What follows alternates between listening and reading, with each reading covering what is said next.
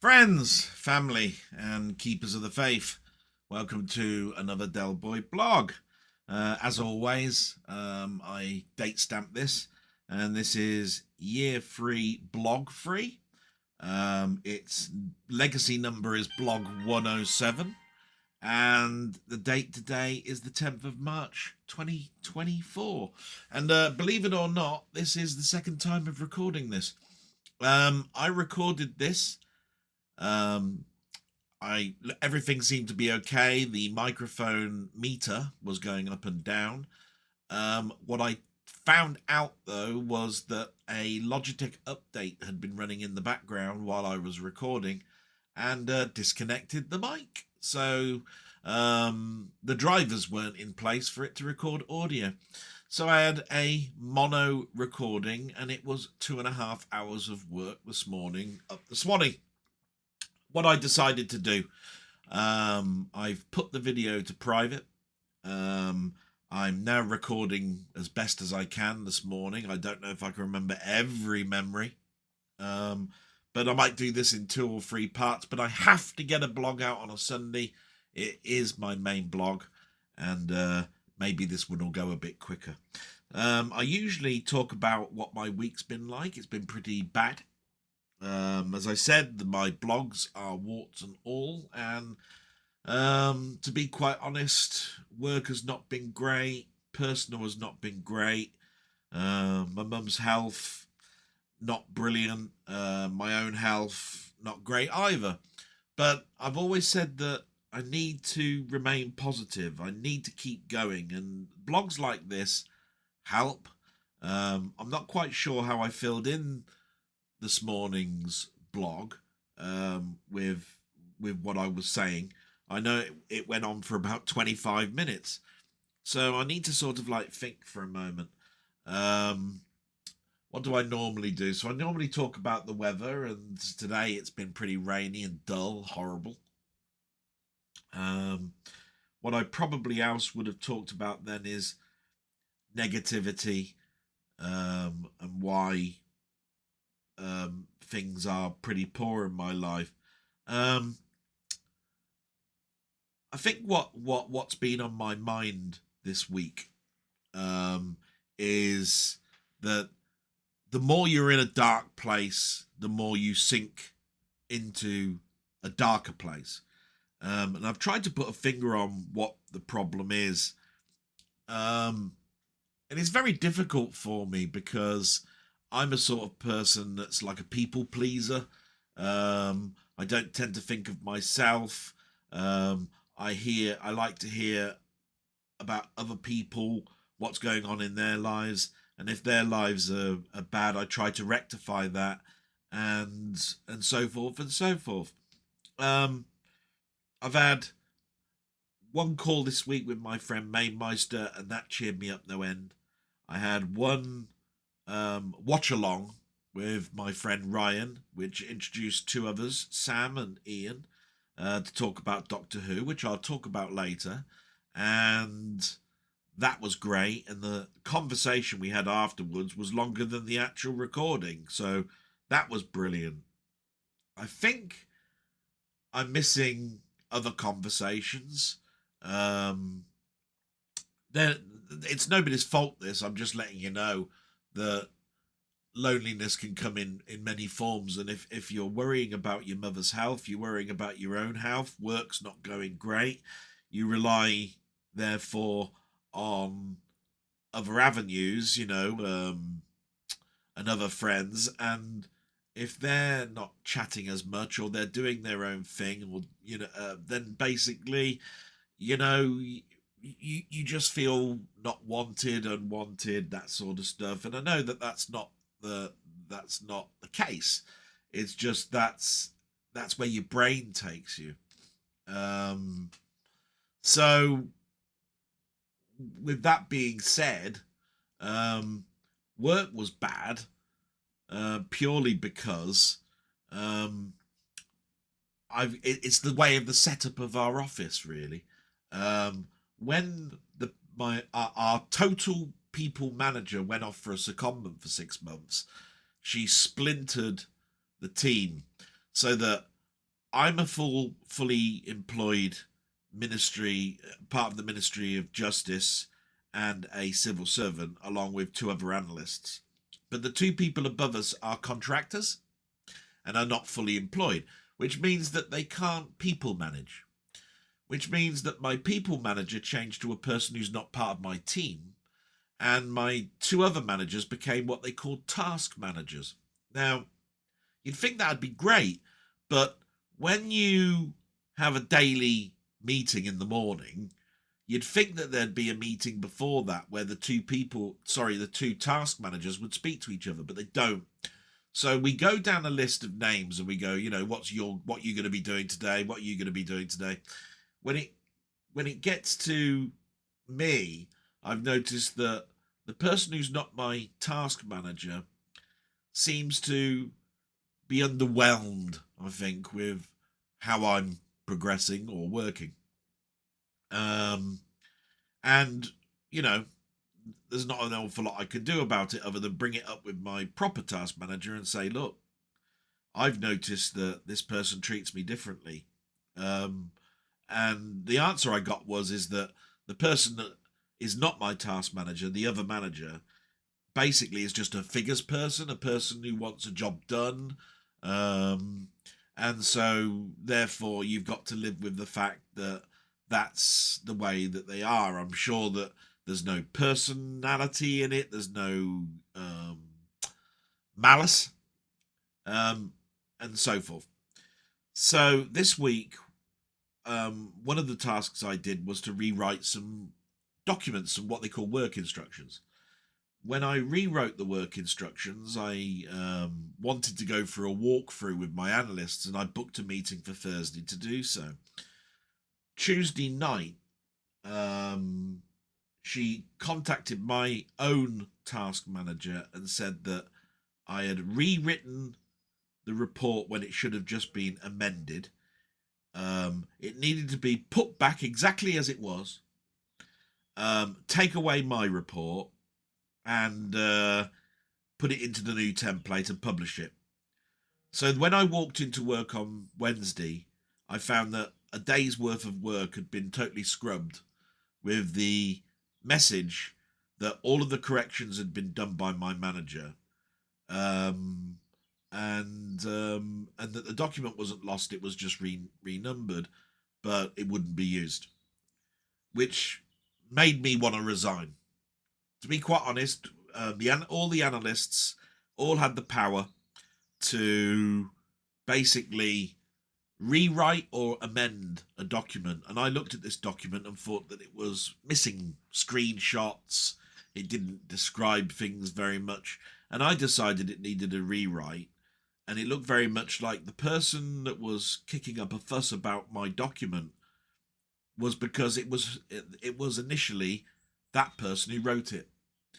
So to me, it sounded like this person had thrown the toys out the pram, decided that what I did was wrong, and it demanded it to be put back.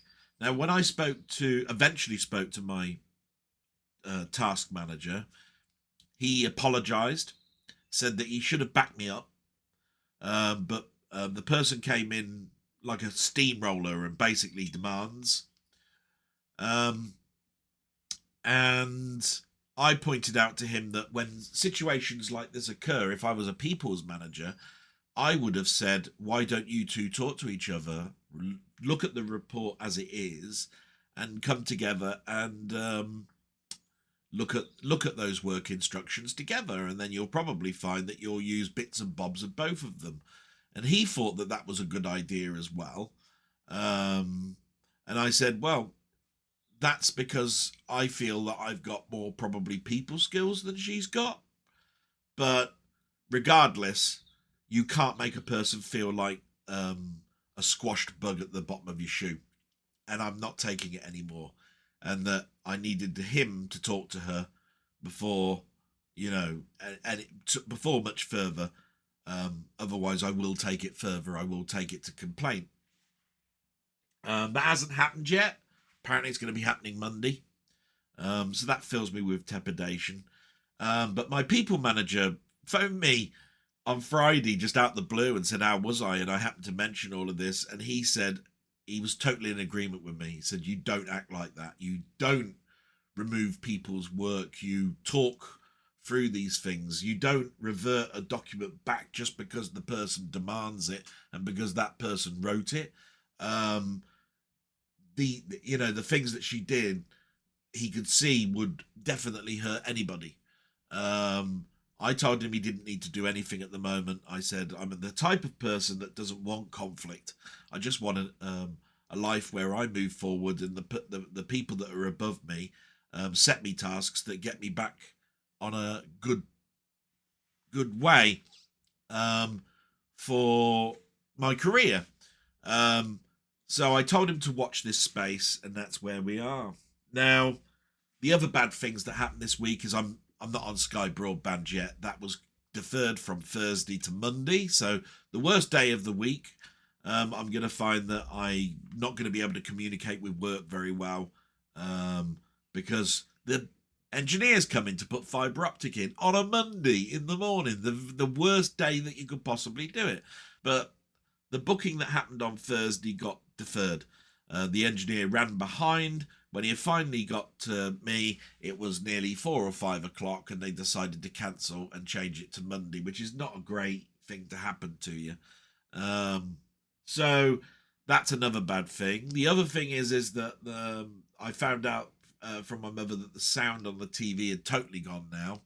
And I asked her to come to the shop so that she could listen to a TV, because I've got no problem with choosing one.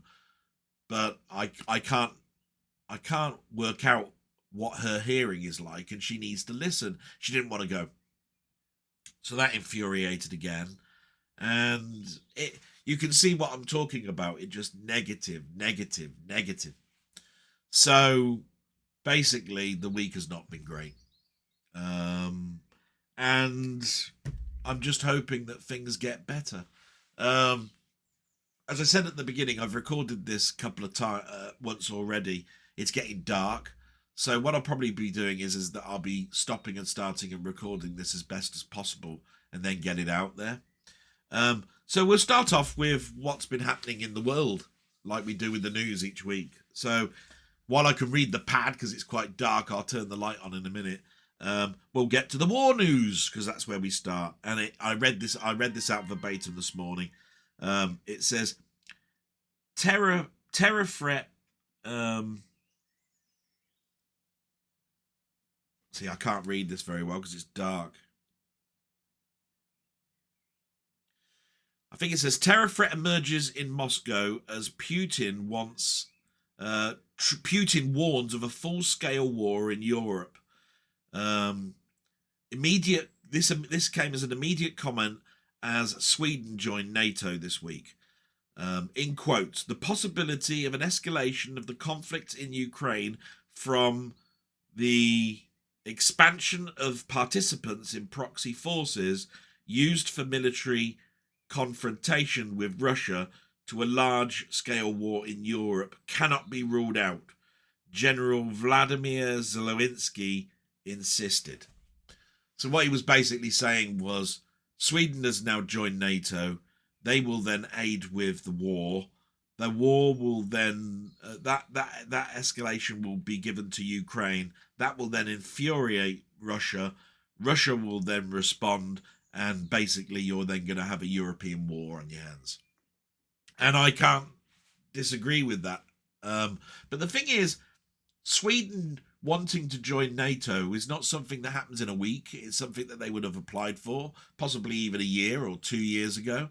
So this is nothing new. You can't look at Sweden as wanting to join in on this battle and basically therefore applied, and a week later they got their membership. So, these things, the world goes on while this war's going on. So I do see the escalation going to a European war. I wish there was a diplomatic solution to it. Doesn't look like we're going to get one very soon.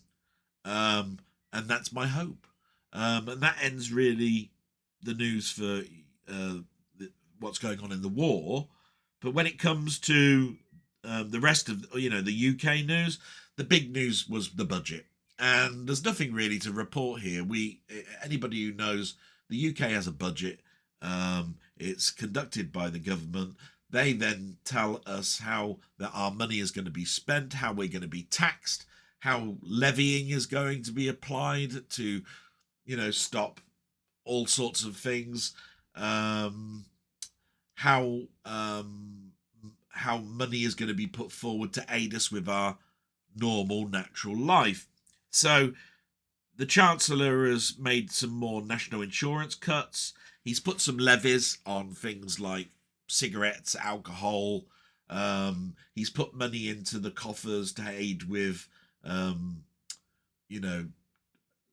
help mothers get back to work by, child benefits and so forth. But at the end of the day, I always know that these things never balance out. There's always an expert that looks at it and says what he's taken away with, given with one hand, he's taken away with another. And so from that point of view, I just look at this as another day. The trouble is the other party, that wants to come in and be in Parliament, it's just as bad. There's going to be nothing new. The reasons that we're in these problems is sometimes about things that are beyond our control. The one thing that we had in our control was Brexit, although setting the laws was always going to be difficult. The things that are not in our control is COVID, and energy crises because of wars, and food shortages. They're happening worldwide. It's just that we never put enough money into making us self-sufficient. So we sell all of our crops so we don't get them going into our Sainsbury's in high enough volume. So, of course, when we need things like sunflower oil, we get it from Ukraine. Ukraine's in a war, so it costs more money. So, yeah. The budget was what it was. And I didn't see anything fantastic in it. So, getting that out of the way, we move to the shout-outs. Automatically, I know that I'm already ahead of the game, so I must have missed out a huge chunk of my first blog, and I can only apologise for that. So I just want to read out these shout-outs like I do every week, because these are the people that made a comment, and I want these people to be known, that I really, really appreciate them. So the people that left a comment for me this week are Wee Bob Art, Paul Patrick, Jambon, Denny, Doug Scullery, Ian Hill, The Ramblings, Martroid, David Retro Games Played Badly, Colin Jones aka Ponder, Rock God 2004, and Gaming Since the 70s. And every single one of them have left a comment making me feel so much better, because when you're in a dark place, the one thing that goes away as well is that you don't feel wanted or needed. Now, I will say that was missing from the beginning of the blog. So what I'm trying to get at here is that a natural emotion that everybody wants is to feel the need, to feel wanted, to feel loved. And that's sometimes only given by others. And therefore, that's where I'm in a bit of a bad place, because I don't have anybody that just turns up for a cup of tea. That's gone. You've got a person that you can speak to on a daily basis, which is your mother, but she doesn't understand the things that naturally make me happy. So films, TV, not bothered with, doesn't understand technology, no point talking about that.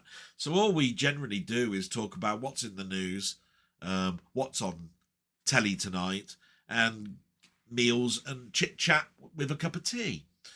And it's not enough for a person of my age. I need to have a commune, and that's where things are not going great. And the crux of why it's important that the inroads that I made into some of the movie chats and the inroads I made that were already there for the gaming chats were so important to me. the comments are welcome and great, but nothing beats talking about what's on your mind and enthusiastic things like talking about a film or talking about a game.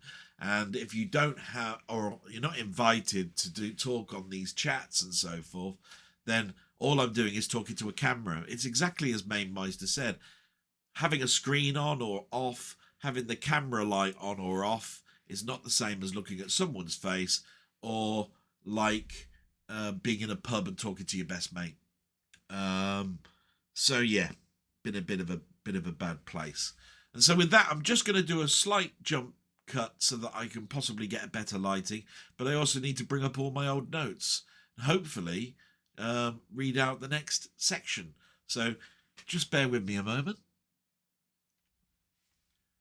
Okay, so I've got my notes up, and hopefully I've got them in the same order. It's amazing, really, because the first one in the that was listed for me to read out this morning said 1 hour ago. It now says 8 hours ago, which just goes to show you how long it takes to record, how long it then takes to get up, and all the rest of the stuff. So yeah, anyhow, it's been pretty bad day. So let's start off at the beginning. The first person that I've got in the comments sections, because that's what we're in now, is Wee Bob Art. Thank you so much, Wee Bob Art, for commenting. He's put, I've still to watch this one, Del, but I just wanted to drop you a note to say hi and hope you're doing well. Anyway, away to have a watch now, and I hope you're okay. Thank you so much, Wee Bob Art. Yeah, I hope you enjoyed the last blog. It went on for a while. My God, I need to sort of like control a little bit some of the things that I talk about. But it's just when I've got so much to say, I just open my mouth and it just comes out, and that's what I love about my blog. So thank you so much, salute, and I hope you enjoy it. We now move on to the next one, which is Paul Patrick. So Paul has put, hi Del, hope you and your mum are okay and have had a good week. Where you just have to listen to the beginning, really. It's not been brilliant, but hey, it is what it is. That Columbia Classics box set looks lovely. Thank you so much. I remember saying the first time I read this morning that not a lot of people talk about some of the things that I put up to show, you know, the steel books, the collector sets and so forth. They cost an awful lot of money, by the way, but they are bought for me. And the reason that they're there is to tell my nephew and nieces what I consider to be good stuff, so they don't flog it on for nothing when I'm gone, because they will eventually inherit it all. And it was just really nice to hear a nice comment in regards to, you know, the end of the blog. It also means that they listened to the end of the blog, so that was another thing. So he continues, have you seen the RoboDoc Creation of RoboCop documentary? It's a really thorough documentary about the original RoboCop movie. Yeah, and I remember answering this by saying I'm not quite sure if I have seen it. Well, I don't, because you haven't mentioned whether it's a new documentary from this year where you saw it. I've got several copies of RoboCop. I've got it on a 4K collector's edition, a Blu-ray collector's edition, a Blu-ray steelbook, a Blu-ray standard with slipcover, and a DVD plus videotape. So I've got several, and of these collector's editions, they usually put an awful lot of the documentaries of the past on the discs. So I might have seen your documentary you talk about on the discs, but if I haven't, then I'm going to need to look for it. I dare say it's on YouTube. It could be on Sky Documentaries. I need to check. I usually scour Sky Documentaries to try and find information, but I haven't seen anything on RoboCop. So any information, please pass it on to me. And I'm sure other people that read this would be interested as well. If not, I would definitely have a little look for it. And thank you so much for the heads up. And I hope you have a great week. And salute to you, Paul. Thank you very much. Then we move on to Jambon. And Jambon says, hi, Del. Just a quick message to say thanks for another great vlog. And thanks for answering my question. Well, that's, it's always my pleasure for that. That Columbia Classics box set looks lovely, so enjoy it. Take care, and all the best, matey. Yeah, another person that just happens to be straight afterwards mentioning that box set. It's a lovely box set, I would say it's probably one of the bargains of box sets that are out there. Don't get me wrong, there are some absolute crackers. But this one not only has 6 films in it and a hardback edition book, but it's also got the whole season of Starman, which is a John Carpenter film, upscaled to 4K. Absolutely marvellous. So you'll get, when you consider the price of box sets for TV series, you've got to take 20-25 quid off of the value of that box set to then come up with the price. And then when you look at the 6 films plus a hardback book in deluxe packaging, it looks like it was probably the bargain of that month. I wouldn't say of this year. I wouldn't say of last year. There's so many videos and so forth that come out at the moment that it's very hard to turn around and say that things are overpriced or not. I think certain ones are. But I think the Columbia Classic box sets have been hit and miss in regards to their content. But for this one to have a TV series in it, I think they knocked it out the park. And from that point of view, I think it's wonderful. Now, Jambon did speak to me sort of like this week in text form. And he wanted me to assess something for him, for which I gave him an assessment back and thought it was wonderful. I'm not going to spoil it for you because it's something that he might want to talk about himself. But let's just say there are topics that everybody needs to be educated on. And Jambon has a problem that he wants to address out there in YouTube land. And it's something that happens to me as well. In fact, it happens to an awful lot of my friends. A lot of my pals fall into a trap that he wants to discuss with us. It's such a good topic. I don't want to go into great details with it. It is about collecting. And I'm going to leave it there and hope he brings it out. Because I'm going to just talk a little bit about collecting right now. It's an addictive thing. And it's one of these things that people have commented on, sometimes derogatively at. I come from a background, let's talk about records for a minute. I come from a background that when you bought a record, you bought the album generally like in either the first day or the first week as word of mouth got round saying, oh yeah, it's great, it's out, I want to buy it. And you'd get this album and you'd put it on your record player, and like anybody that's careful about their equipment, they don't want to lift the needle up and listen to the same song over and over again. So you listen to the whole album and you listen to both sides. Now the thing about it is, on that album, there's probably 3 or 4 tracks out of 10 that you really like, and the rest are okay, or there's a couple on there that you'll hate or dislike. So when I start talking about my collection and I turn around and I say I bought this film and it cost this much money and I bought it because it's part of my collection, but I don't like the film, you don't want a derogatory statement back, because what you're actually really admitting to is that you like to have completeness in your collection and therefore you buy things regardless of whether you like it or not. Now, that is a strange thing to happen, because I can totally get it from an outsider's point of view of someone looking in, buying, say I was talking about the John Carpenter collection, and say there were 14 films. To say to someone, I've got all 14, but only 7 I like, to another person, they'd say, what did you buy them for then? But I know I wouldn't have a full set of a collection if I didn't have them all. So you buy them, and that means that you're spending money, 10, 15, 20 pounds on a film that's just going to sit on your shelf, gathering dust. Um, it's not strange at all, really, if you look at it from the collector's perspective. The trouble is, not a lot of people do that.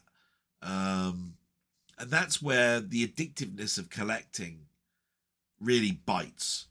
Okay. I'm all for a bargain. Um, so I'm not going to go down the route of discussing buying things because they've dropped in price for the sake of the fact that they've just dropped in price. I'm talking more about the collection here. And nobody bats an eyelid that these people that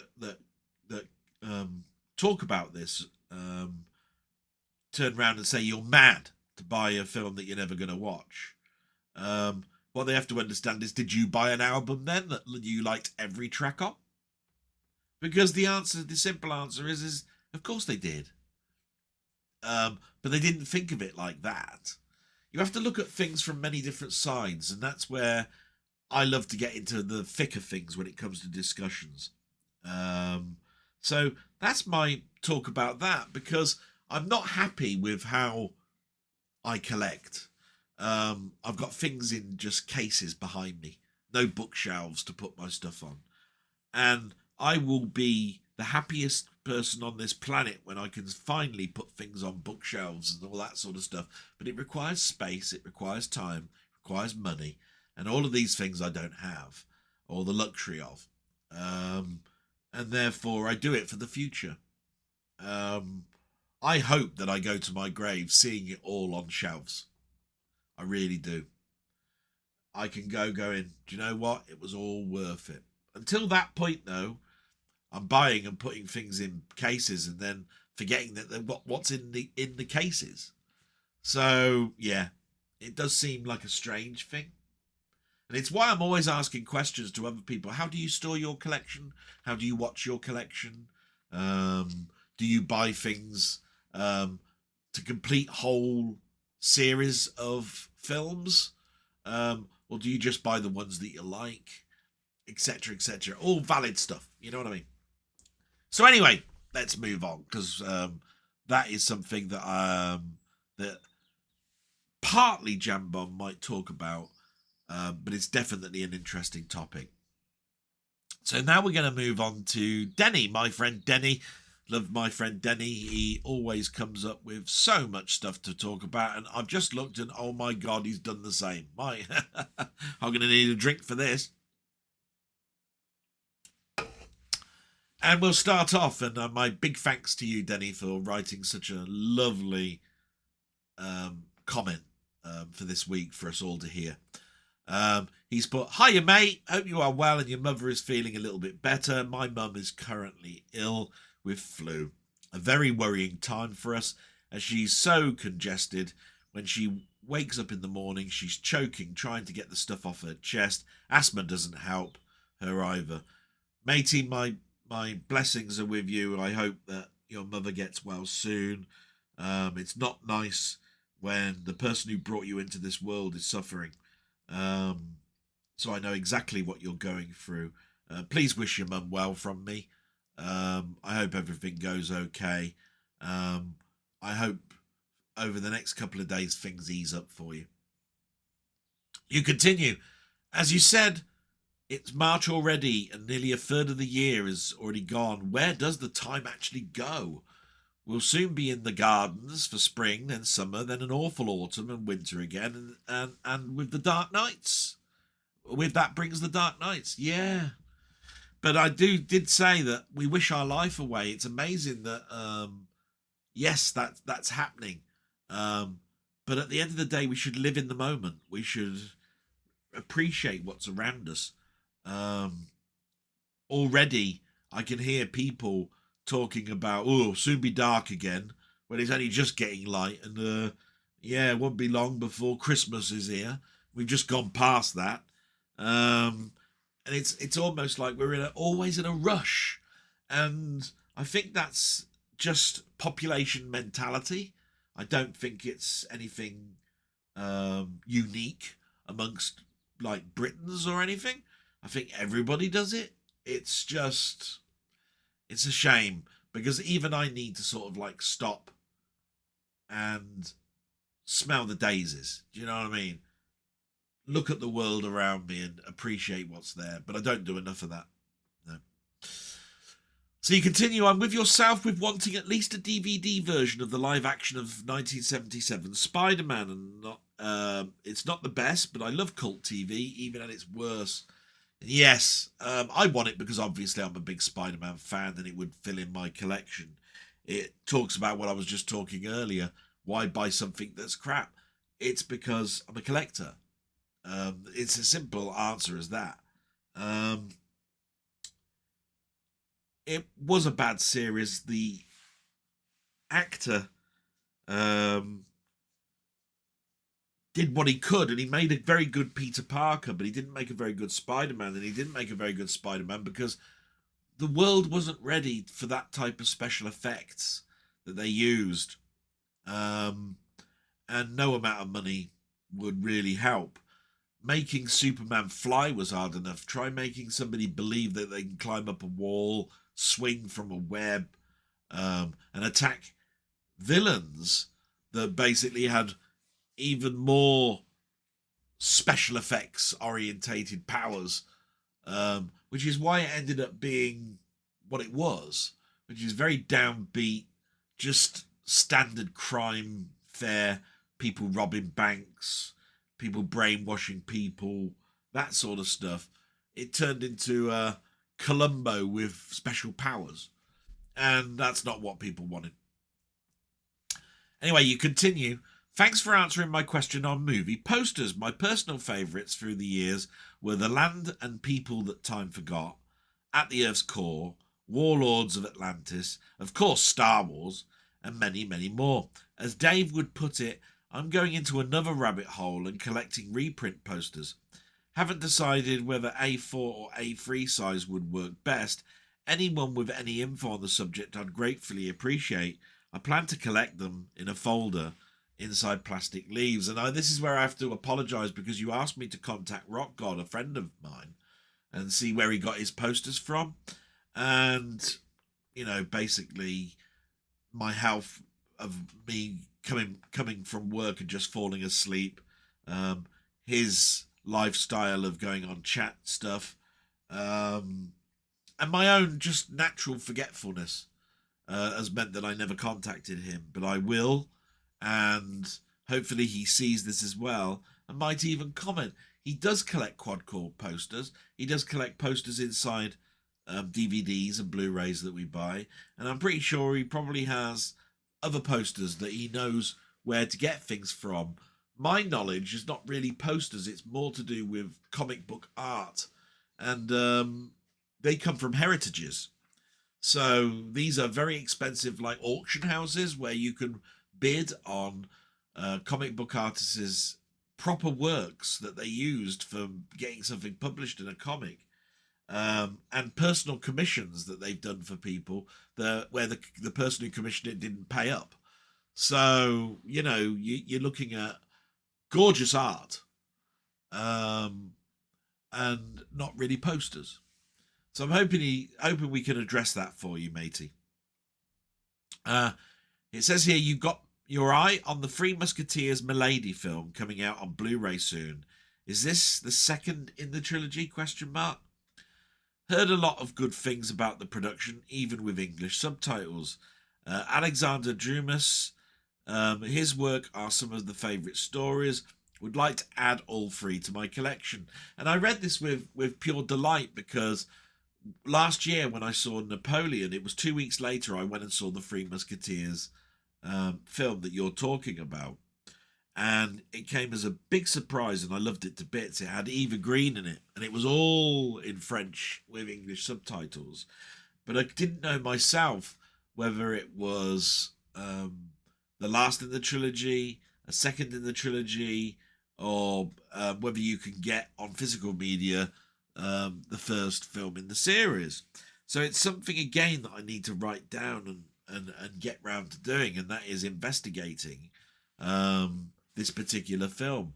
I loved it. I'm pretty sure you'll love it. And like I say, films are films.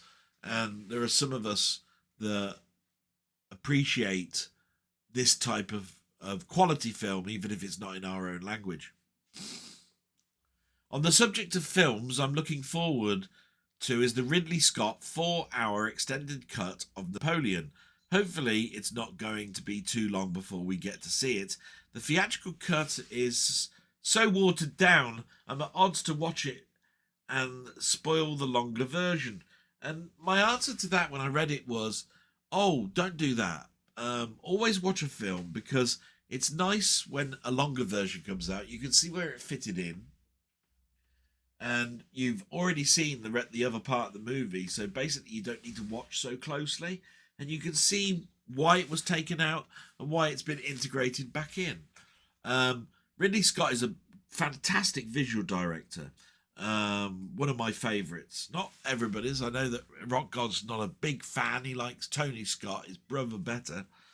But I'm a very visual element. I saw Alien and thought how visual that was. I saw Blade Runner, how visual that was. Thelma and Louise with the lovely vistas going through the Arizona desert, saw how beautiful that was. And he goes on and on and on. Very visual person. And from that perspective, I know what I'm going to be getting from a Ridley Scott film. And all I can say is everybody has their favourite director, and some people will scoff and sneer at it. Do so about my current reasoning behind my favourite director. I'll always think of him as being a person who made my childhood better. So that's great.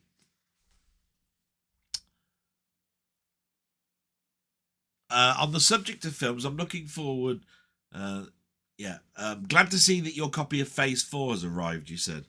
Mine came the same day, which surprised me too. Vinegar Syndrome are a fantastic company. The way they package your movies, wrapped in bubble wrap and in a sturdy box, Amazon and other companies could learn a thing or two. Expensive package, but well worth it in the end. On a side note, Rock God doesn't know what he's missing with this film. And that did make me laugh, because I can imagine Rock God's face to that comment. And it'd be funny, it wouldn't be malice. But he's not a fan of that film.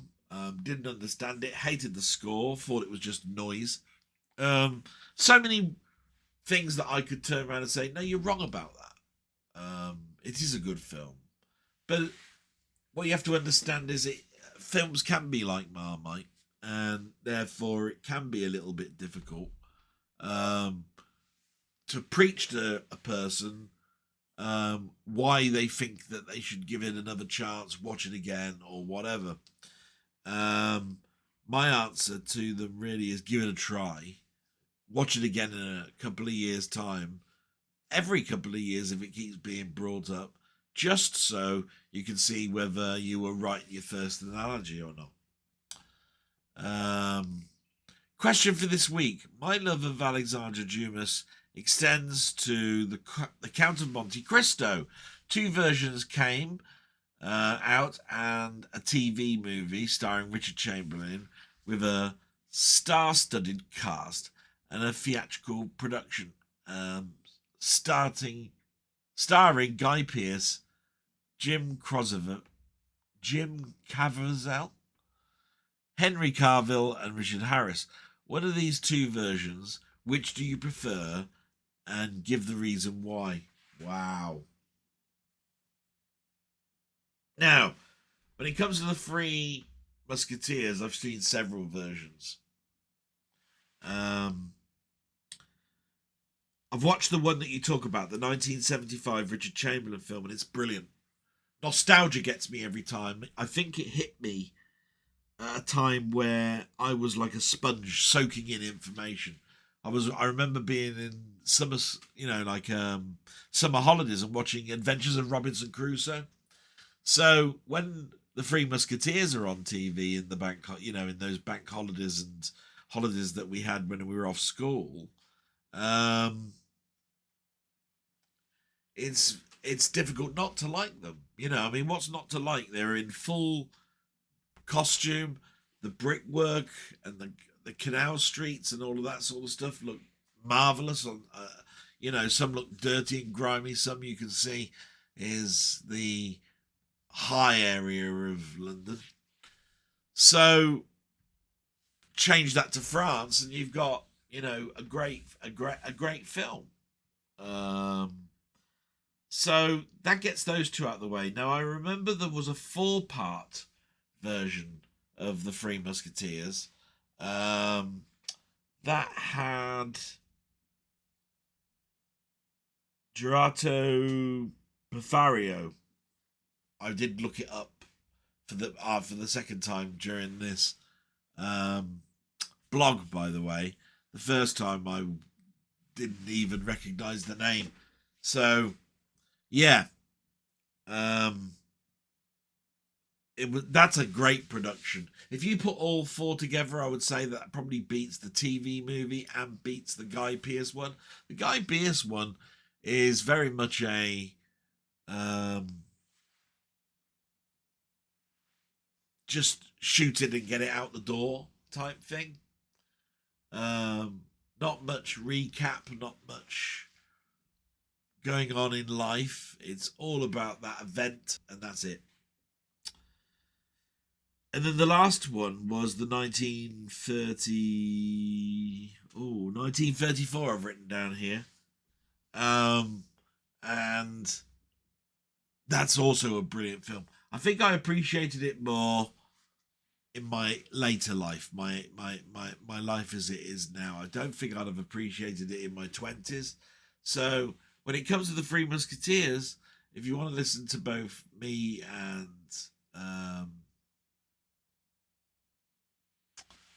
my friend, then basically watch any one of those 4. But if you're not, definitely check out the 1975 original, and definitely look at the 4 mini story one, which came out in 1998. Just bear with me a moment. Sorry about that, just had to check on my mother because it's later on in the evening, so you can imagine there's a bit more distractions going on. I hope the Count of Monte Cristo answer I gave was a good one. I mentioned 4 versions, and I think in order of what I like, it's the 1975 Richard Chamberlain, the 1998 Gerard Depardieu, the 2002 Guy Pearce, and lastly the 1934 black and white original. But then again, all of them I've loved. I think there's something about a period piece film that I just basically fall in love with. It's the spectacle of it all, I think. So salute to my friend Denny. Really looking forward to collaborating with you again in the next edition, which is probably only going to be about a week or so away. We'll need to have a chat about that, matey. And we move to Doug Scullery. And Doug has put, what are your thoughts on movie copyright laws with old movies becoming public domain in the UK after 95 years? It used to be after 75. Other countries have varying time frames. In an era of borderless internet, do these variations make sense? Are they even possible to enforce? And what about the idea that creators should have the right to pass the copyright on to their children so that they too can benefit financially from their parents' work? What a great question, and one that I wish I had the intelligence to answer really well. I need to break this down a little bit. You say other countries have varying time frames in an era of borderless internet. I think there is something called international law.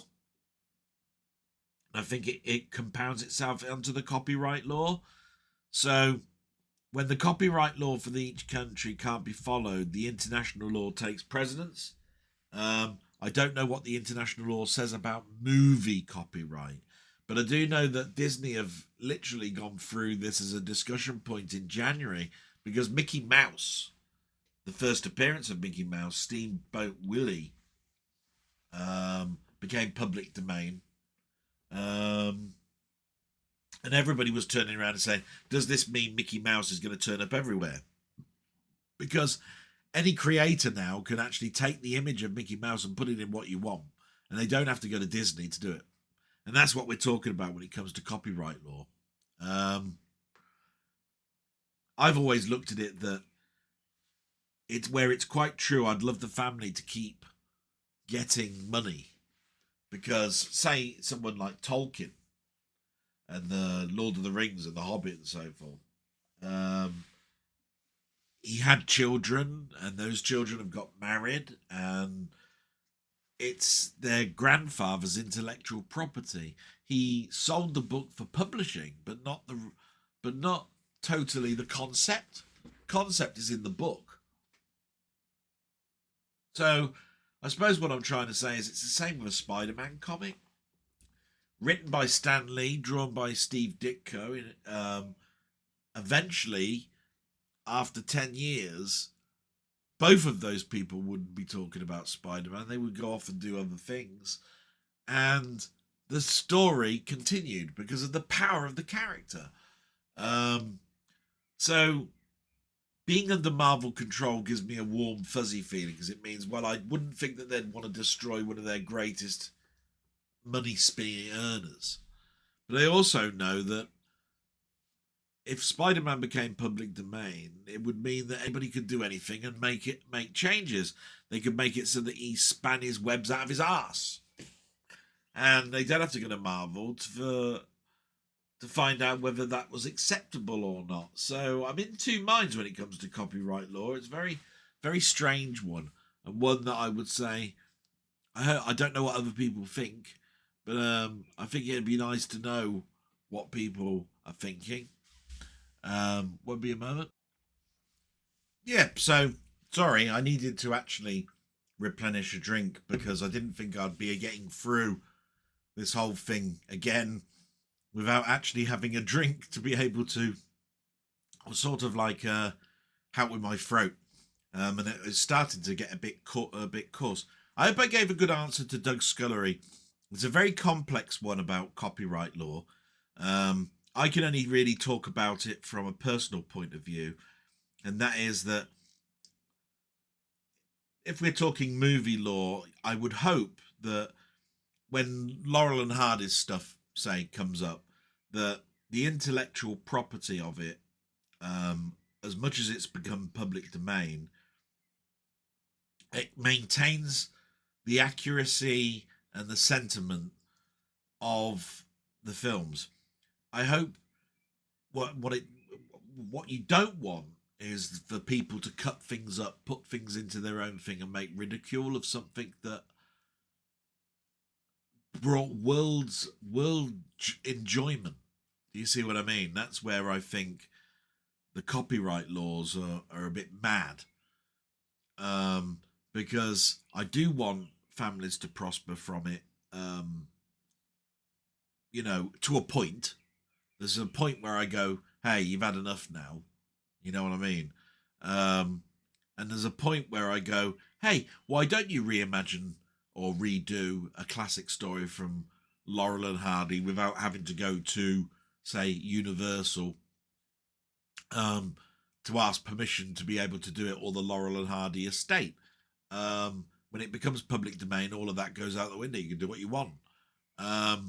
So yeah, it's a tricky one and a great topic, and I hope I gave a good enough answer that I see all of the sides, and as long as a product is not dismembered to the point where it loses how good it was, and as long as a family is not exploiting things so that they keep constantly getting money for something that was done by their great grandfather, that's a bit ridiculous, which is why I thought 100 years is probably actually about right.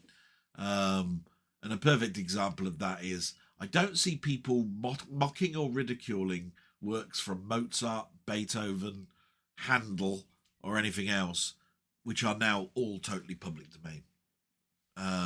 So yeah, I hope that was a good enough answer. Just take a sip.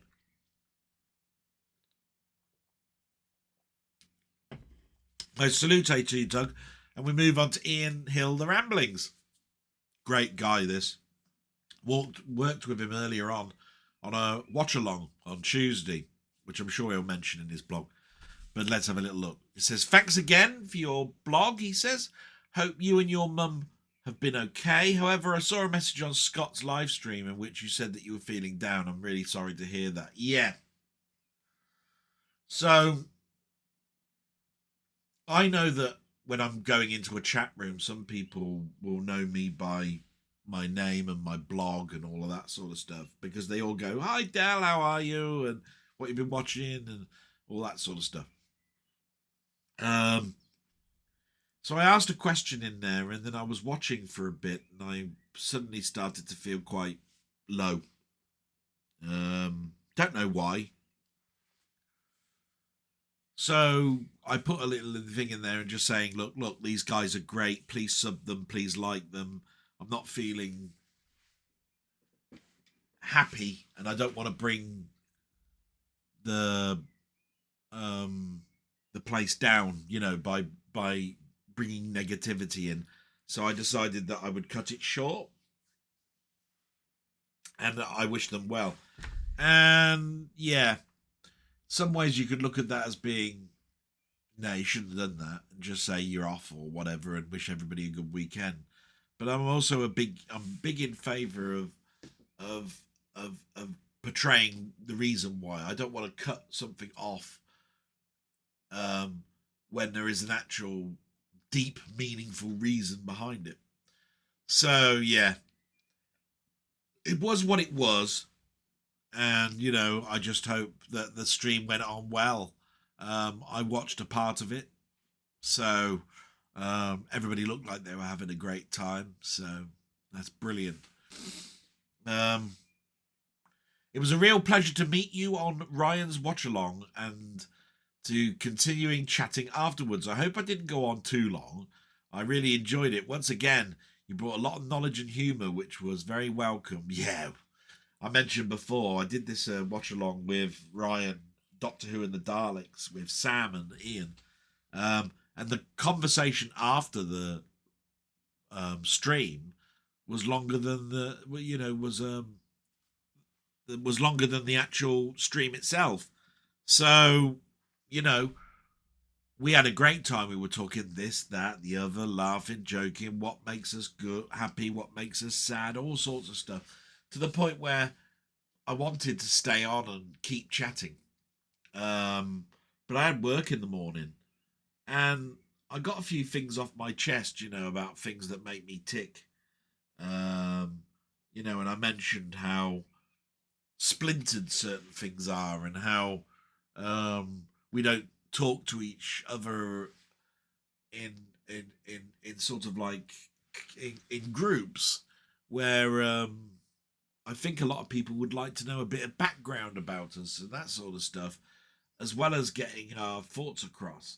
And a lot of the movie chat channels have now sort of like closed. There aren't that many that you can actually go and listen to a couple of people talk about what they've been doing this week in film. What have they watched? What are they looking forward to? All of that sort of stuff. Scott's is still going. That's brilliant. Pete's, I think, is coming back. So that's Pete Playtendoguy. He might be doing some of those, but he did say that he might be doing them once every 2 weeks or once every 4 weeks. He hadn't decided. But it's just that when they became a mainstay for me, then a hole needs to be filled. Do you see what I'm getting at? So, yeah, it's a difficult one. So he continues, the last 2 days have been bad for me. The pain in my right foot has been constant. I've felt so exhausted and tired. Normally I overcome it and continue to produce a video every day. Well, it's got to the point where I have to be more realistic. I do need to rest. It doesn't matter if I can't do a video every day. My channel will carry on.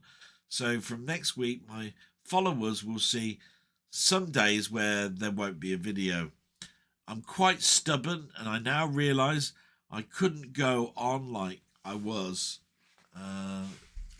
going. My mind and body need to just rest. Physical and mental health should always come first. I love doing what I do, and I would hate to get into a position when I lost that. Now I've made the decision. I feel better. The nurse came in today and my pain eased. Let me move on to something different. My question to you this week. So just before we go any further, I'm just going to address some of the things that was mentioned there because there's some interesting topics and angles. Yes, you must do as you feel, Ian, and you mustn't be dictated by what people would like or want. The subscribers won't go away from what I know, um, because they know that people's quality is there in what they do, and I don't think anybody loses that ability to get to that same standard. It's just a little bit harder and more work.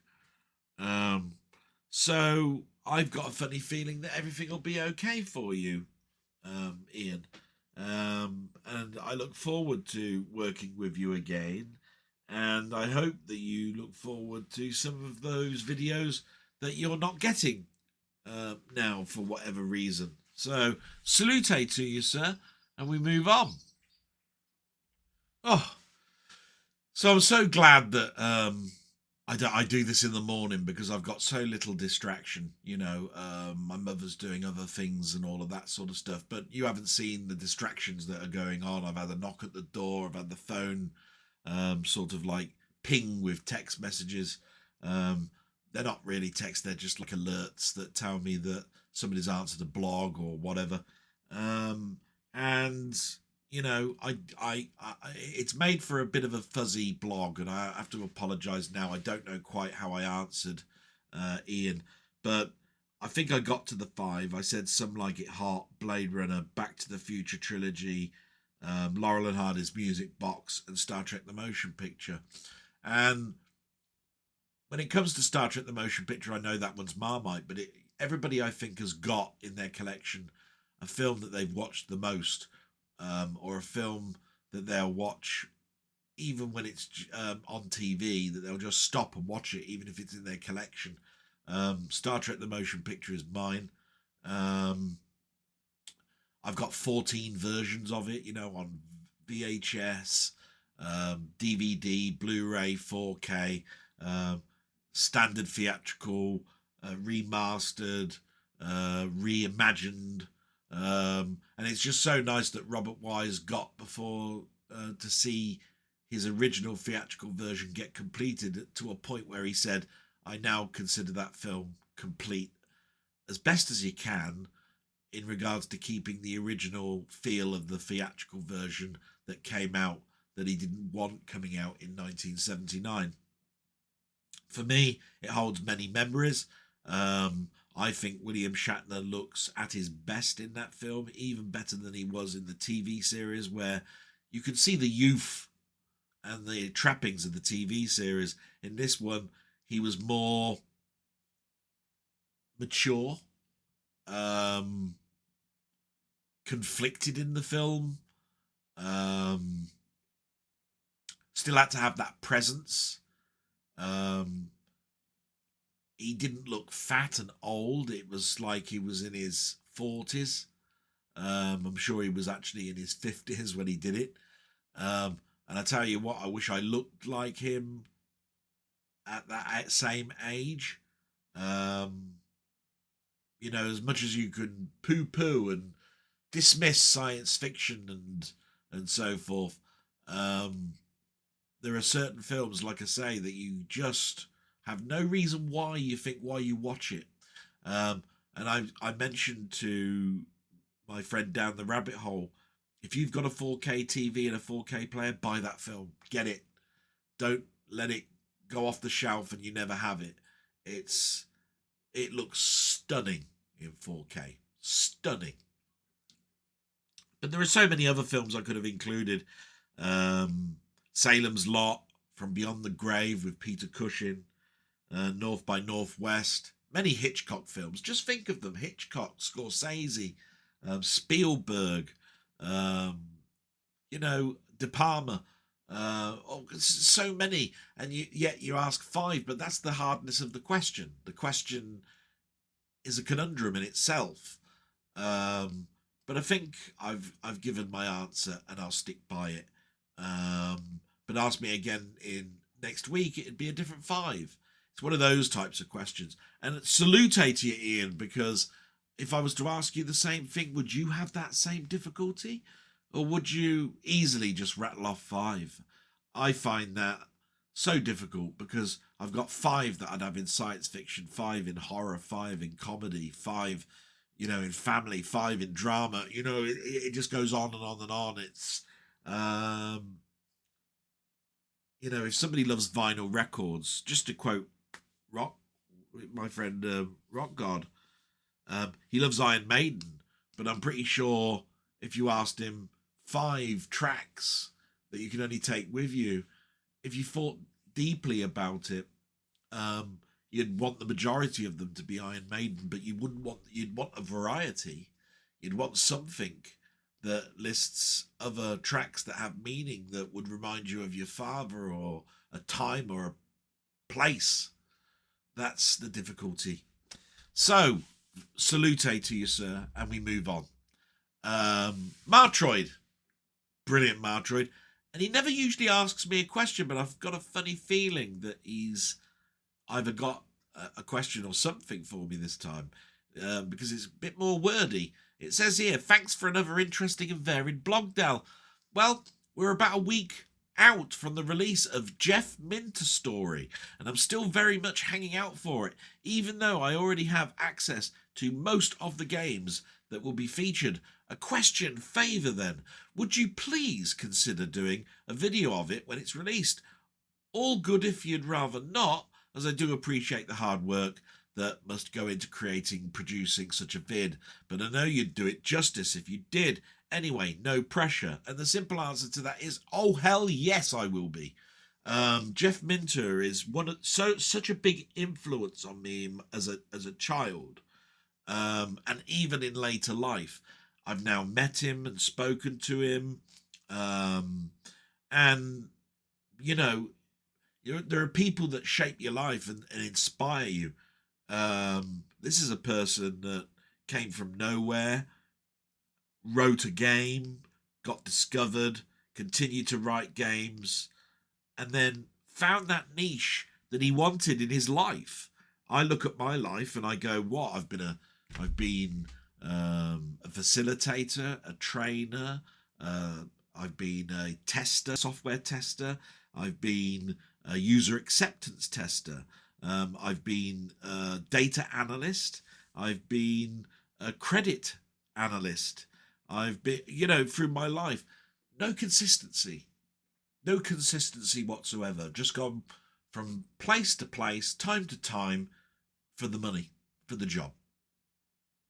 And all I can do is put in 110% effort or more, to show I'm willing to learn, willing to fit in, willing to do a great job.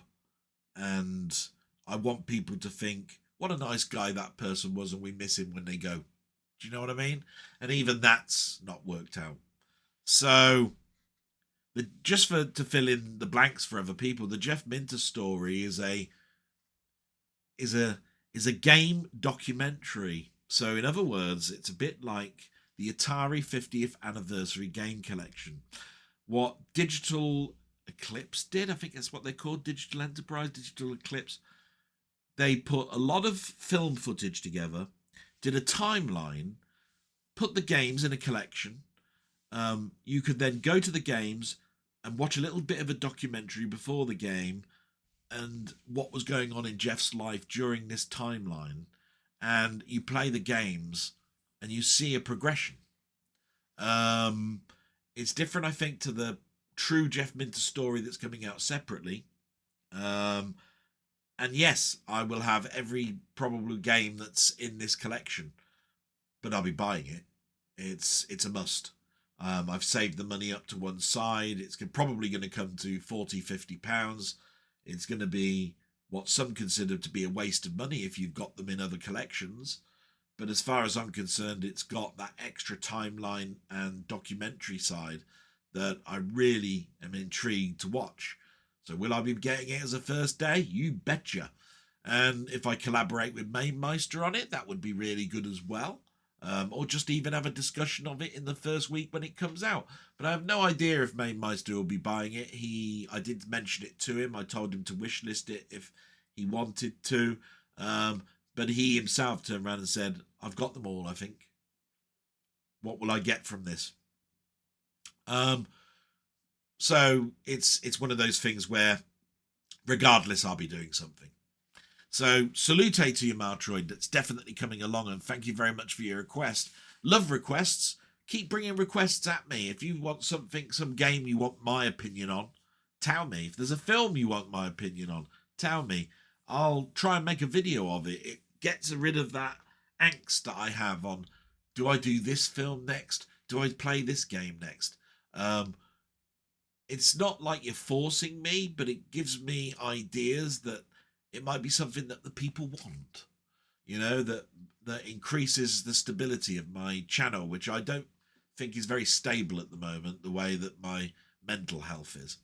So we move on to David Retro Games Played Badly, and so glad that he's back. He was such a follower of me, and work, and family get in the way. I know it's difficult. So he starts off now, and he's put on keeping me company at work. I've missed saying that. Probably over a couple of days. Fairly sure music stopped altogether in 1993. Don't we all? I think I'm going to put that out there to people. I bet you if you think back, if you're of a certain age, and I'll add that to what I'm about to say, that there is a point where you knew everything about music and what was going on, and then it goes muddy and cloudy to the point where you go, what's that? What is that I'm listening to? I've turned into my dad.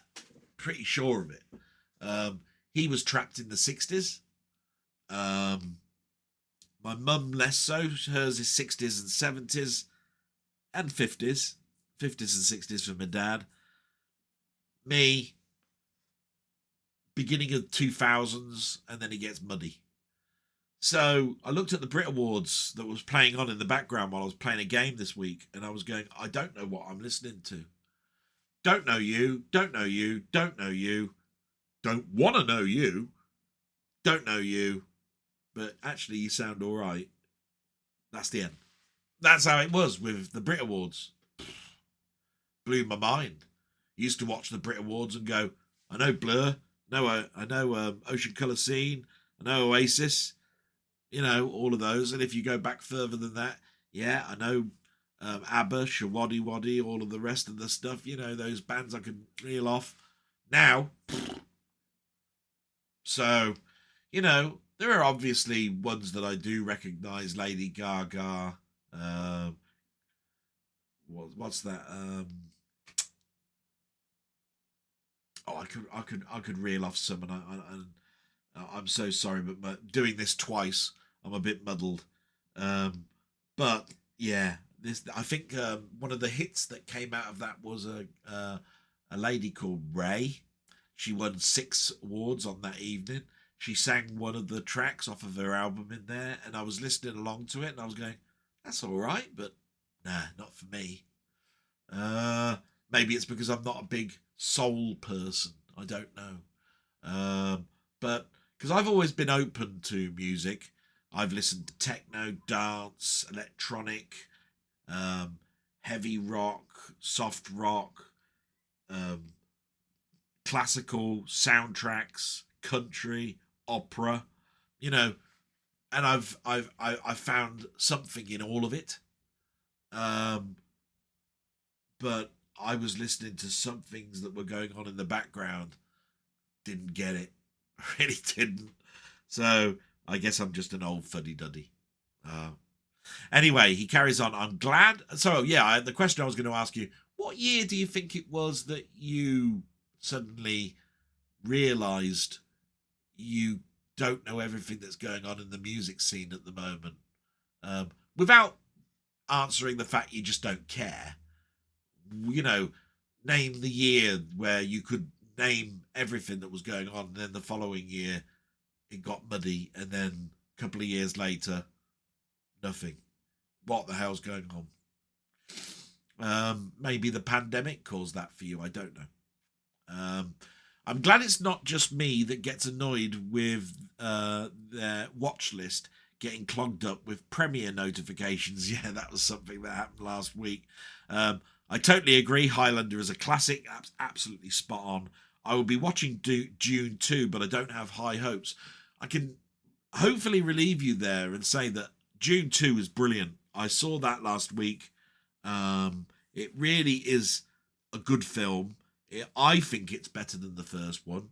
I've seen the original 80s version, and I've seen the new version, and I've seen Dune 2. And I really can say that if you do have the chance of being able to watch Dune on Blu-ray or whatever before going into the pictures and then watching Dune 2, you would get a better experience from it. I will say that. But you can watch Dune 2 without watching Dune 1. I believe, just like Stan Lee did with his comic books, that you have to write a story or make something or listen to something where it's their first time. And that means there has to be something in it that eases you in without having to watch the first one. So he wrote his stories for 10 years of Spider-Man on the understanding that this could be their first comic book. So that's why there were so many recaps of the origin story or whatever, or recaps and so forth, because you have to realize that not everybody was there from the beginning. And that's something that you have to understand. It has to be in a film as well. So you continue. Great pickups, and as always, enjoyed the trailers. And it was my pleasure. And it looks very much like two people thumbed up your comment. So can only imagine some people are in agreement with that. And we move to Colin Jones, aka Ponder. Salute to you, David. Thank you so much. And with Colin, what a great guy. I can't comment enough about Colin. He does so much for us in the Discord, and with his technical ability and knowledge. I always used to think I was quite good with technology, and I think I joined the Discord probably 5 years too late. My brain, I think, is now muggled, and I might even have dementia. I used to be able to read off things, and I used to be so empathic about everything, and I used to drop everything to help people, and to an extent I still do that. And now there's people that know things far beyond me. Take it like this. Colin's the sort of person that will look into something like video capturing, work out, do I want something off the market or do I want to make something? Look into making something, make it, find it works, tell people about it, do a photograph of it. But the one thing he's missing is didn't do how he did it. He just wants people to get the benefit of knowing that there are other avenues to do it in, which can be good for educational purposes because it makes people go, right, so I've got to learn this myself, and that'll be best. But some people also want to know how you came to it. Look at the results of it, that sort of stuff. So Colin's channel is brilliant, but it's missing a few things like assembling things and how he came to the conclusion of things. He gives the result based on a question, which is great. Nothing wrong with that. So he starts off, and that's my basically praise that I can give to Colin. He really is a great guy. Sub him if you can. He starts off, I ache, therefore I am. I think that's a throwback to my last blog with doctors and so forth. A famous statement, what is it, from psychology? I think, therefore I am, or whatever. So that's brilliant. So he carries on, not in one sitting, but in one day, the last half hour on a bus to a branch meeting. I think what he's talking about there is he's watching my blog, not in one sitting, but he's watching it where he can. And at the moment, half hour on a bus waiting for a meeting. I do have some VHS tapes, he continues, still, but never had a Betamax. I do have some VHS-C, Super 8. I really need to capture them too. And that brings me back to a memory of the last blog before the sound problems. I've got a video of me going around Universal Studios in 1991. Was with my girlfriend. We learned an awful lot on that holiday about each other, and about how people get money out of you, you know, when you go on holiday. You know, it's a very expensive thing. And Universal offered 2 ways for you to have an experience like that. They did one video where you dressed up as Laurel and Hardy and they superimposed you on the roller coaster rides and all the big attractions that were at Universal. And another one was called the Star Trek Adventure, where you dressed up as 2 people. Just bear with me a moment. Again, an interruption, and I do apologise. My sister needs a lift home. So I've got to do that after the blog, I said. So what I'm trying to say here is that Star Trek Adventure was something that was great. You paid money. You dressed up in Star Trek regalia. I had a girlfriend at the time called Polly. She dressed up as Spock. I dressed up as Kirk. And they superimposed us into a new story with clips from Star Trek, The Wrath of Khan and The Search for Spock. We were in a green room with X's on the wall, and the guy behind the camera was saying, point to that, and he'd point to an X, and you had to read from a card to make the story move forward. And you learnt a little bit about how filming works. It was before I ever became an extra in a film, because I've been an extra in a film. It was a zombie film filmed in my hometown about 8-9 years ago now. Anyway, what was I saying? So I've got lots of pictures of me with Jaws, putting my head through Jaws, the shark that they caught that's in a sort of like a fish hook thing. There's my girlfriend and me pictured in it. But the Star Trek one is in NTSC, and it needs to be captured. But I could never really show it on YouTube, copyright reasons. But I could convert it and do it as a live broadcast, like a watch along. And then at least the people that tuned in on that day could see a jokey Del Boy playing Captain Kirk with his girlfriend at the time, dressed up as Spock, on holiday, for that watch along before it's pulled down for copyright reasons. I don't know, maybe that's something I might do, but I'm digressing here. Colin continues, Muskehound's theme tune went on for longer than the actual episode did. Yeah, it bloody well did. And I'm glad I didn't sing today. Didn't really sing last week, but yeah, I was remembering the words to it. He continues, I don't like Adobe's policy on ownership either, but even if I did, I can't use it because their productivity software, Photoshop, After Effects, etc., don't play nice with my operating system of choice. And this is where I go, ha ha ha, one for my operating system. But no, I don't gloat. I'm sure there are similar products to Photoshop under your Linux operating system, and I love Photoshop. I've learned it. I've got books on it. I've learned about curves, brightness, masking, all sorts of stuff from my days when I was cleaning up comics, scanning comics and cleaning them up. So Adobe, to me, they're geniuses. Like I mentioned last week, they had a 34th year anniversary for Photoshop.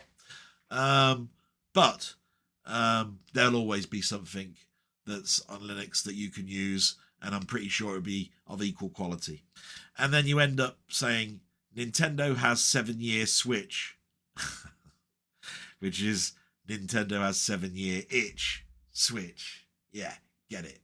The 7-year itch being the marriage time scale for you to get out of your marriage. The 7-year itch film as well. Brilliant.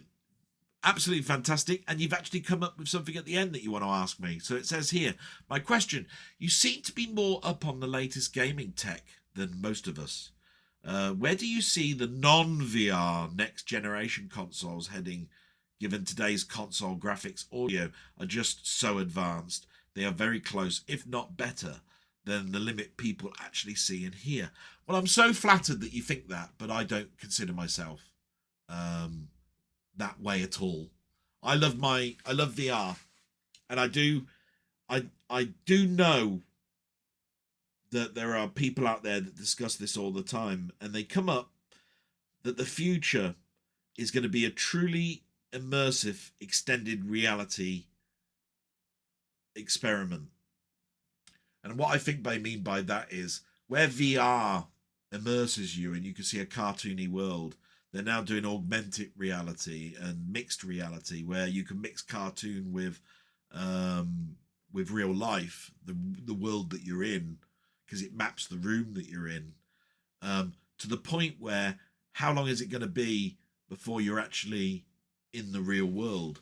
So I do think that's the VR side of things. And when I think about that, I think to myself, with the gaming consoles, where do you go? Because quite rightly, the graphics are quite high standard, sound is quite high standard. Nintendo have already brought out their view in regards to motion, bringing that in, and 3D and bringing that in. So I think the only option is AI, is writing AI code where things like non-playable characters, or NPCs as we call them, actually speak to you as if they were an intelligence, rather than reading from a script to bring out based on an answer. So the way it works at the moment is you're playing a game, you're going down a fork in a road where it's left and right, you turn left. When you come across a character, it knows you turned left, and it basically then asks you some questions, and basically your answers are going to be based on the fact that you've got this far in the plot. AI would be, it's just like a person that you've just come up with. They know nothing about your past endeavors, and they ask you questions that are based, on the story. It's got to be the way, because although I think they can still make improvements with graphics, say, ray tracing has been around now for quite some time in graphic cards, but it's not the ray tracing that I know of. We're talking about real world lighting with still textures that look computer generated.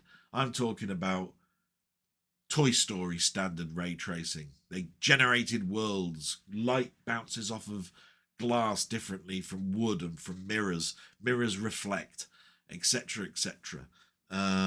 Real-time ray tracing like that is not in an NVIDIA graphic card at the moment. Whenever you switch it on, it turns on and makes things like gold look like gold, silver look like silver, reflect correctly, light comes from a different, and so forth. And it's based on the meshes that they use.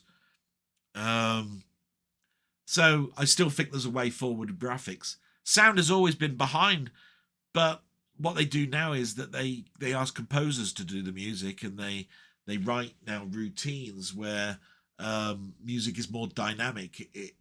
It recognizes that it's getting menace. There's a dark side coming in, and it cuts the music from being light to dark and that sort of stuff. Same with sound effects. So yeah, I think AI is the way. The next console from PlayStation, from Xbox, will probably have the root startings of more AI. And it's already in the news, AI, so I don't think that was much of a eye-opener. But I hope that was a good enough question for you. Thank you so much for that. That was brilliant of asking your question. And my salute to you, Colin. I hope your channel does incredibly well. I look forward to your next video. And then we move to Rock God. And what can I say about Rock God? He's a great bloke. A very, very close friend. I'll protect him to the hilt. He's had all sorts of shit happen to him in his life. But more importantly, at the moment, he's going through things with his wife, who's on a second kidney transplant. And I do everything I can. I'm a people pleaser. And I seldom hit the mark.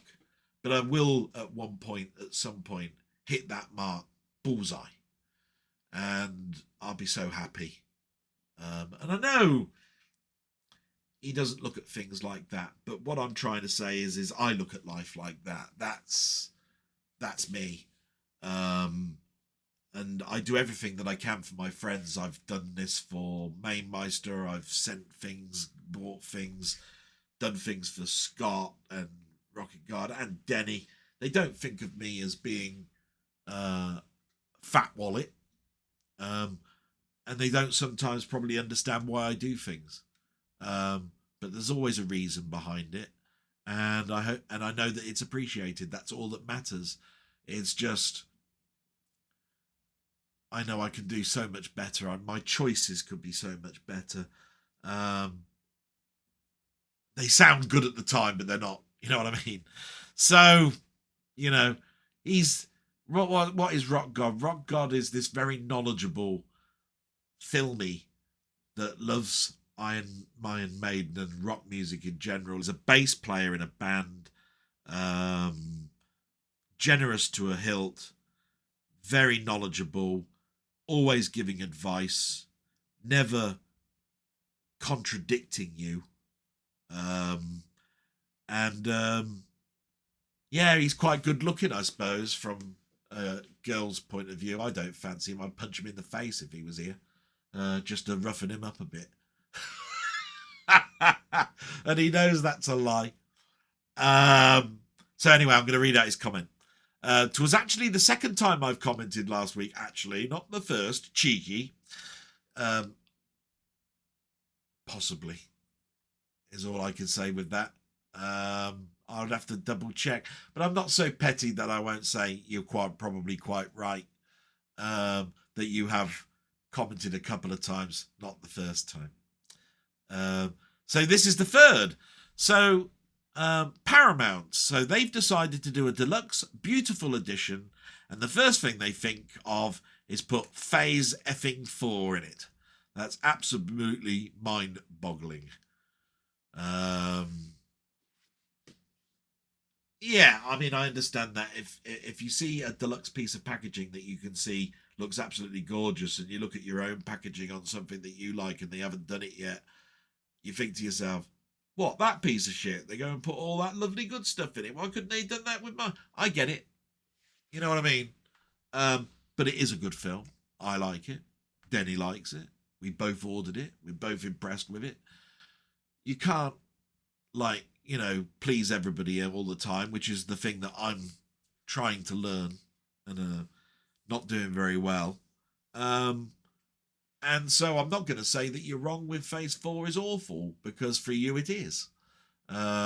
We've had that discussion how many times? My God, Rock God, how many times have we had that conversation? Not really worth bringing up again. You continue. You are correct, though, my friend. I am gorgeous. Yeah. I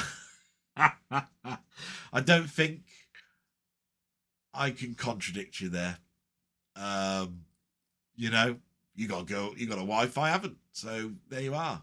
I must be the one with the hit with the ugly stick, is what I say. I'll definitely miss the watch along this week whilst you and Ryan prat about with your Dr. Pooh bollocks. Have a good one, mate. I was hoping you would put, I'll definitely miss you at our watch-alongs. But you said you'll miss the watch-along because I'm doing something that's shit. Oh, well, that's disappointing. I missed you anyway on Tuesday. I like our Tuesday chat. Wish there were more of them. But you're a very busy person. You're doing other watch-alongs. You're doing what you need to do to be with your friends and family. And eventually you'll get round to me. So I understand that. And with that, salute, my friend. Please subscribe to him and his friends. Such a knowledgeable guy, such a sweet, nice guy. Deserves more than life gives him. So there we go. And then we come to the last one. Salute to you, Rock God Nige. Gaming since the 70s. My comment got deleted again. Yes, that reminds me. So I need to go back to my phone because this is happening an awful lot for some people. And I need to look for a comment from my friend. There it is. Go back. Go to comments. And look at this comment, which is not going to be great because it's incredibly small, even on my big phone. And I'll read it out verbatim to you. Hi, Del. I did write quite a long comment last week having a moan about my doctors and how they changed my medication without even discussing it with me. But yet again, my comment was deleted. I know it's not your fault, but I'm sick of it and it's happening too often to me now and on multiple channels. So I'm thinking of either not commenting anymore or indeed giving you my comments via Discord. But that's really going to be a pain in the arse. So we'll see. So to my questions. Now, I'm just going to end just there and just go, do you know what? That would upset me and hurt me the most, that a YouTube comment being deleted stops you from commenting or writing to me. You're my friend. I love it when you write. I know how much of a pain in the arse it really is. And I wish I could do more to fix it. The only advice I can give is write things in Notepad. Put it in. Don't ever write inside a box and then hit send. And then lose it because you didn't cut and paste it from something that you've got permanently written down. I hope things get better for you, matey. I wish I could answer the question on why it's happening, but it's difficult and I don't know why. So your questions then. Question 1. I see your PS5 sat there. What was the last game you played on it, and what were the last games you bought for it? Now, this is where you know a little bit more than you're giving away, in the fact that you know that PS5 has been there, and I go on it hardly ever, but I do go on it. The last game I went on it was Spider-Man 2. No, nothing's changed there.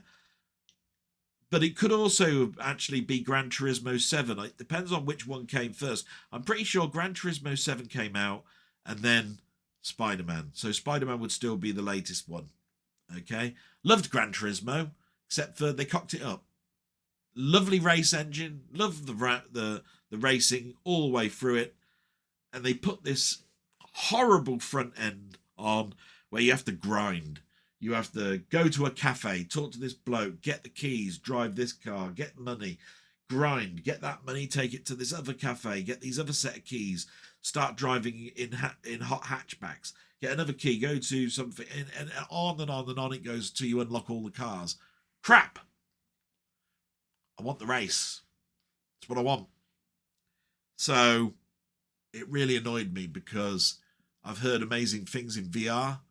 I've heard just how great a job they've done making it the best that they can without VR and with VR. And then they go and put this crappy story thing on top of it that I hated with a passion. Can't say any more than that about that game. Question 2. What, in your opinion, is the best handheld console you've ever had, and what was your favourite game on it? Take care, mate, and love to your mum. Oh, wow. That's incredibly hard because nostalgia comes in. I had great fun with the Game Boy, but it's not the best. Going forward right now to now with the Switch, which is really just a version up from the Wii U, which also was a handheld but a console, so it's a hybrid. Brilliant machine, still not my favourite. And there is stuff that is not done by the big companies that are emulator driven. Mamemeister will tell you that we both had a product that we didn't realise that we shared a commonality, and that was a handheld called a Pandora. The Pandora was a step up from something called the Game Park 32 and the Game Park 1, I think it was called, or something. The guy that helped make those decided to do a Kickstarter on the ultimate handheld, which had a keyboard in it, joy pads, 2 SD cards, stereo speakers, a touchscreen, a pen, and it emulated the Amiga perfectly. It had a Linux operating system on it. It looked like it had Workbench, on the screen. And it was marvellous. Like anything, though, it will have aged. And I'm pretty sure that the processor that was inside there, which if I remember rightly wasn't, it was a RISC chip, a reduced instruction set type ARM chip. It was ahead of its game, ahead of its time.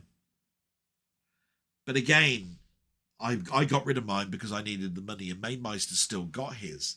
So maybe ask Mamemeister to show that Pandora off again. He's shown it off twice before, I've seen, but he goes back to it sometimes, and he sometimes thinks about selling it, and I keep telling him, don't. It's the worst. It's the regret I have of the stuff that I've ever bought, is getting rid of that.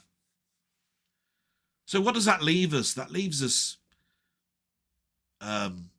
Nintendo DS's, Game Boy Advances, 3DS's, PlayStation Portables, Game Gears, PS Vitas. I'm going to go, and it's going to be an unusual choice, the PlayStation Portable.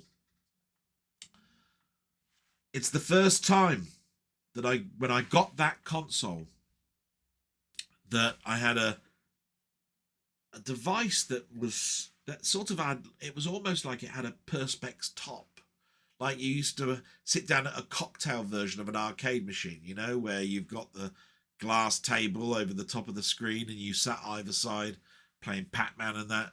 It was almost like I had something like that in my hands. Touch screen, a CD type player underneath, which was UHD, buttons, joy pads, let's say touchscreen, stereo, beautiful looking LCD screen, and the battery wasn't too bad, unlike the Game Gear and the Lynx and all of those. So you could turn around and say, why didn't you mention the Vita then, which was far superior than the PlayStation Portable? But I won't forgive the Vita, because this was Sony's greed of the destroying of that handheld, is that they used Sony's proprietary memory system. And although you can get around that now, it killed the Vita. Sony wanted you to use their memory sticks, and they're bloody expensive. A 64 gig memory stick was like £100, which was half the price of the console. So it was stupid. So a horrible decision, but I've made it. The PlayStation Portable probably is the one that I go with. I love the 3DS, don't get me wrong. I love the DS, don't get me wrong. Dual screen, touch screen, all of that lovely stuff, all in those devices. Battery to die for in the DS. But the PSP, I think, is my most fun I've had. And that ends the comments. Thank you so much. I'm going to cut to the chase because I've not got much more time. And that is watched on YouTube. So there was no Tech Moan this week. This week in retro was still very good. They did a Who Sues Yuzu. The Medium of Music on Floppy Disk, and Broken Sword Reforged. And they were all good topics. Some of it I knew, but always a great watch. Neil, spot on, production values, great. Then we've got John Hancock. I watched him this week. He did Ghostbusters on the Intellivision Collector's Edition. What that basically means is he did a retrospective of Ghostbusters, but he's bought a very limited edition run of Ghostbusters written for the Intellivision. It's got a deluxe cartridge. It's got LEDs in these cartridges. You plug it in. You got inlays for your controllers, and it looks as good as you're going to get for Intellivision hardware, which basically is not that great because the Intellivision came out around the time of the Atari VCS system. So it looks very much like Ghostbusters VCS edition, but you can see they've put a lot of effort in. And I got great enjoyment on watching that video. And then, there are some other things that I've watched, but of course, I'm going to have to cut this down because I've got my sister that I need to take away. So I'll just mention that there was a person called Fran Blanche who did Discovering Electronic Music between 1969 and 1983, which is absolutely mesmerizing. It's a documentary, and it covers, Wendy Carlos's era, how music was done in the 60s, the early Moogs, Rick Wakeman and his Arthur album, all of that sort of stuff, early electronic stuff, up to 83. So, from 83, synthesizers were pretty much started to become well established. But there's these early days with these oscillators and stuff. Pure genius documentary. So we'll talk about a couple of my friends' stuff because I don't want them to miss out. Rock God 2004. He got a video out called Gift Mail. I don't know where that came from. Oh, no, can't think where that came from. And his latest watch movies. And the only thing I could say about the latest watch movies was there was one where he brought up a movie that I did buy for him. And he feels that I knew that he wanted that film. That's not true. Never knew Revenge was even on a list for him to buy, or that he'd missed it. It's totally not correct, that statement. I bought it because I watched it for a good film and then forgot all about it. Watched it again and remembered and thought, bloody hell, I've just watched this twice and it's great. And you know what? I feel like watching it for a third time. And when something like that happens, something inside me goes, I really want Nige to see this film. And I want his opinion on it. And I think he'll love it. And I was off the mark. I wasn't correct in my assumption that he'd love it. He liked it, but it doesn't love it. And that's where I was talking a little bit earlier on, where I was saying I'm always looking for the ultimate smile. Do you know what I mean? From people. And I'll never get it because there's always something like, oh, if only it had been that one or whatever, you could never know anybody inside and out. So 2 fantastic videos there. And I believe there's another one that I haven't got round to yet tonight. Where he's had another big package. Come out and he had to whip it out. Ooh, misses. Just what he does a lot. And I just hope he gets all the joy out of that. That's all I know about it. I haven't seen it all the way through yet. And these other guys, I'm just going to sort of like meld into one, and I do apologize, but they are great guys, and I'll just ask you to go and sub their channels. They are Ian Hill, The Ramblings, Euphoria Pictures, Sammy G, World of Cinema, and Let's Get Kicking Pod. Those channels go sub. Ian Hill, The Ramblings, he's done a multitude of stuff this week. He did Beatles Vinyl, Doctor Who Chronicles, The Birds Review, from Hitchcock, X-Files Season 1 Episode 10 review, and why he loves CDs. Just look at that as an outlet for 1 week. Massive amount. Euphoria Pictures. What can I say about Keith? My God.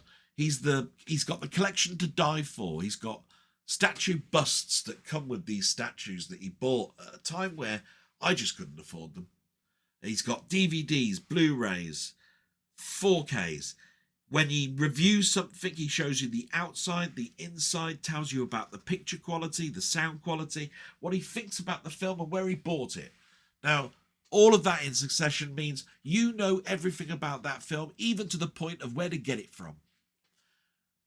Can't recommend the guy enough. Irish bastard, but can't recognise him enough.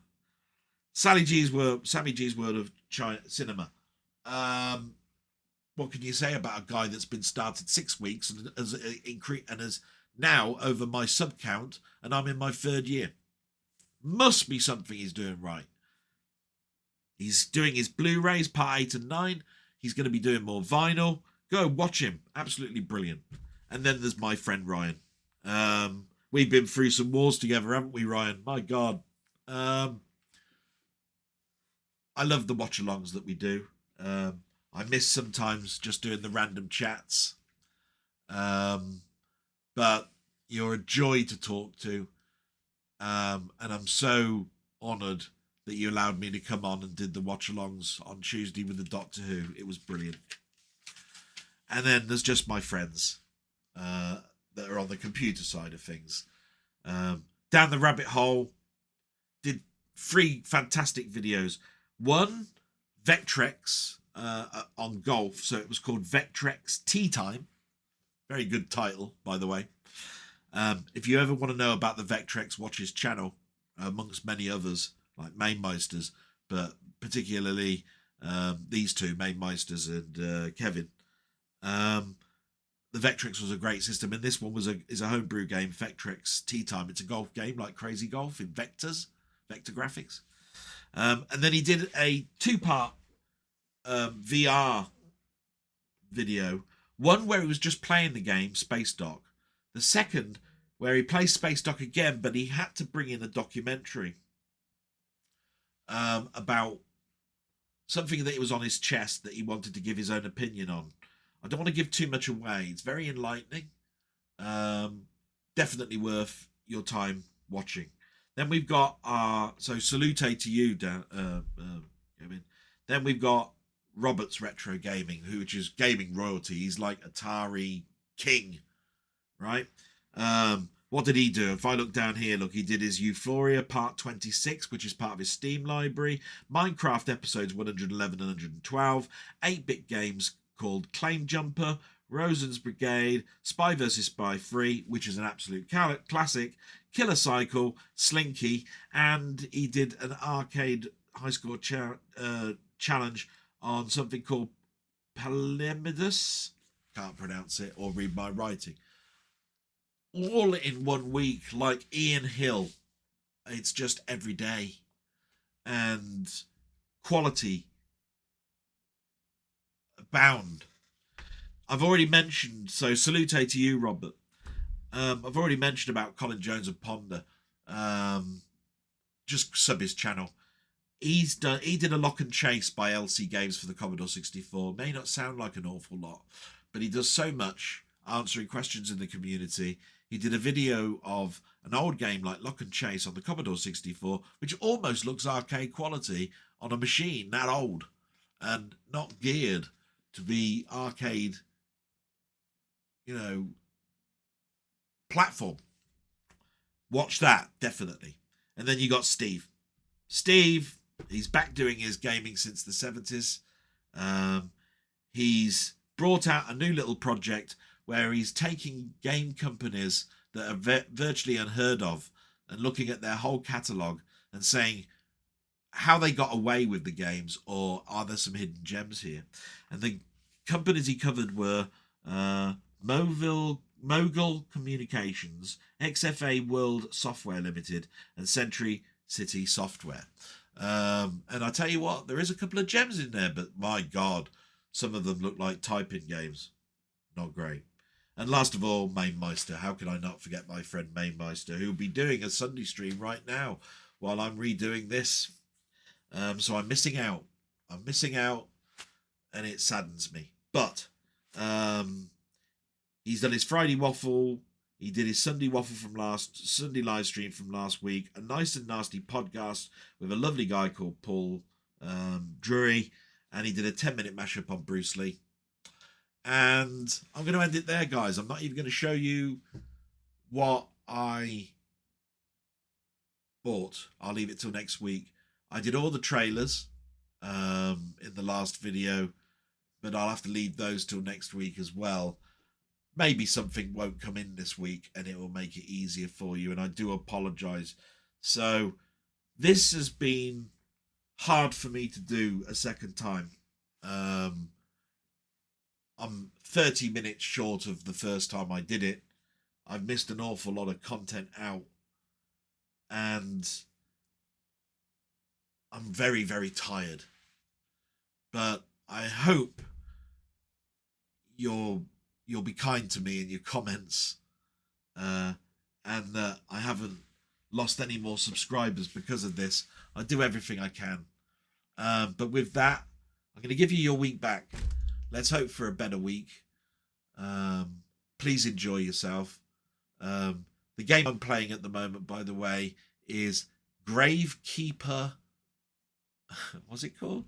Gravekeeper. Got what it's called now. But I want to tell you what it is, because it really is a weird game. That's it, Graveyard Keeper, where I am the keeper of a graveyard. I do autopsies, put them in the ground, hold sermons in churches, farm and construct everything from the benches to the church to equipment that I need to do to clear paths and things. I even make my own tools. It's Stardew Valley, but with zombies. How's that? And with that, salute everybody. And thank you so much for bearing with me. Bye-bye.